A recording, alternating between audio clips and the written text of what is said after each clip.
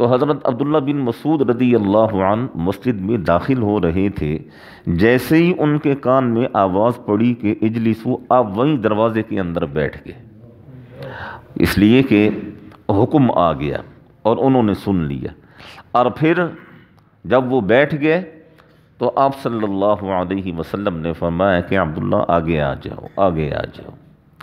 اسی طرح ایک اور صحابی ہیں حضرت عبداللہ بن رواحہ رضی اللہ عنہ۔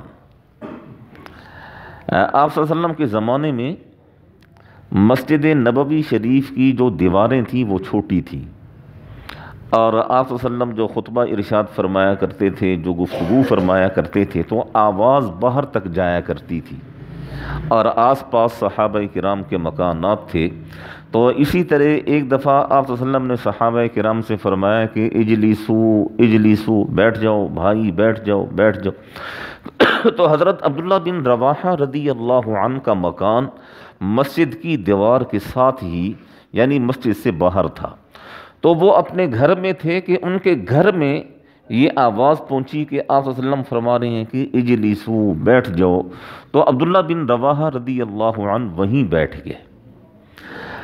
پھر بعد میں آپ صلی اللہ علیہ وسلم کو کسی نے بتایا کہ اللہ کے رسول، وہ آپ نے فرمایا تھا کہ بیٹھ جاؤ۔ تو عبداللہ بن رواحہ تو مسجد میں نہیں تھے، وہ تو باہر اپنے گھر میں تھے، تو آپ کی آواز وہاں تک گئی تو وہ وہیں بیٹھ گئے۔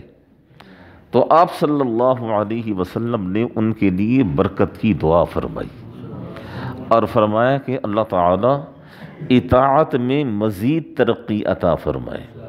اسے کہتے ہیں اطاعت۔ یہ اطاعت نہیں ہے کہ بس جو میرے دل میں آئے گا یا جو میرے مزاج کو پسند آئے گا اسے اپنا لیں گے، اور جو میری طبیعت میرے مزاج کے خلاف ہوگا، بھلے وہ شریعت کا کتنا ہی بڑا حکم کیوں نہ ہو، ہم اسے ٹھکرا دیں گے۔ یہ اطاعت نہیں ہے۔ شریعت کو طبیعت کے تابع نہیں کرنا ہے، اپنی طبیعت اور مزاج کو شریعت کے تابع کرنا ہے۔ شریعت کا حکم طبیعت مانے یا نہ مانے اس کے اوپر عمل کرنا ہے، اور انہی لوگوں کے لیے